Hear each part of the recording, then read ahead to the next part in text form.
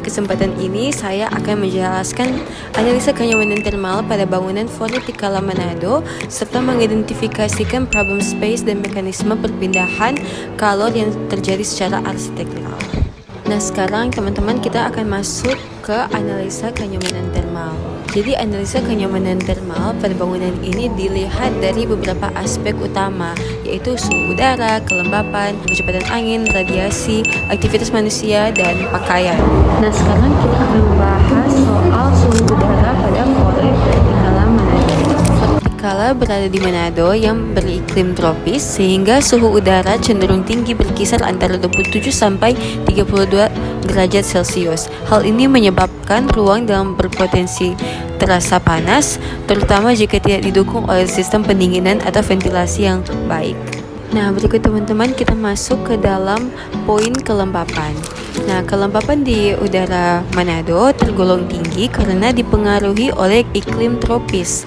Namun penggunaan AC pada ruang membantu mengurangi kelembapan udara di dalam bangunan sehingga ruang terasa lebih sejuk dan nyaman. Jika tanpa AC, kelembapan dalam ruang akan meningkat dan menyebabkan udara terasa lebih gerah serta pengap.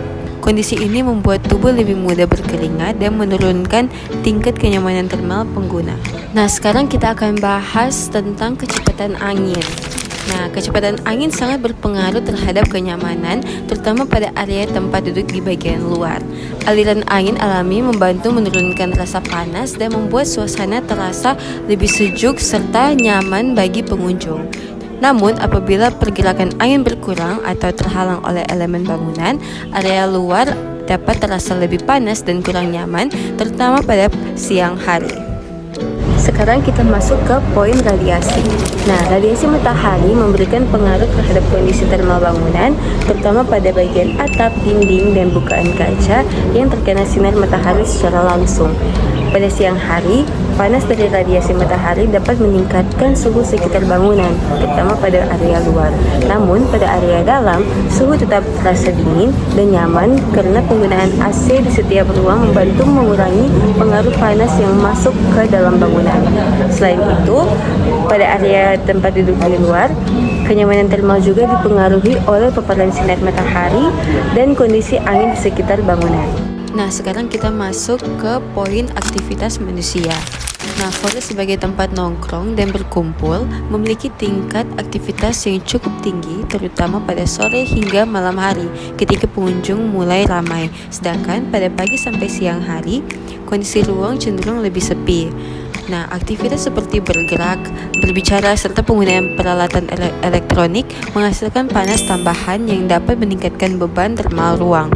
Namun, kondisi ruang tetap terasa dingin dan nyaman karena pada tiap ruang terdapat sekitar 4 unit AC yang membantu menjaga suhu ruang tetap stabil meskipun jumlah pengunjung meningkat. Nah, berikut kita masuk ke dalam poin pakaian. Nah, pengunjung Fort umumnya menggunakan pakaian kasual dengan bahan yang ringan dan nyaman untuk iklim tropis. Pada pagi hingga siang hari, pakaian ringan membantu pengguna menyesuaikan diri dengan suhu lingkungan yang lebih hangat. Namun, pada sore sampai malam hari, area dalam bangunan terasa cukup dingin karena penggunaan AC yang terus bekerja, sehingga kondisi termal ruang menjadi lebih sejuk dan nyaman bagi pengunjung meskipun aktivitas di dalam ruang meningkat. Nah, sekarang apa sih yang menjadi problem space dari bangunan ini? Nah, berdasarkan hasil analisa kenyamanan termal, problem space pada bangunan Fort Tikala terletak pada perbedaan kondisi termal antara area dalam dan area luar bangunan.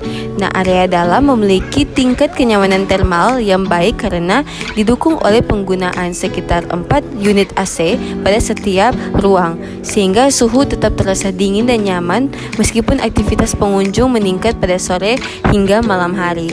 Namun, kondisi tersebut menunjukkan bahwa kenyamanan ruang sangat bergantung pada pendingin buatan.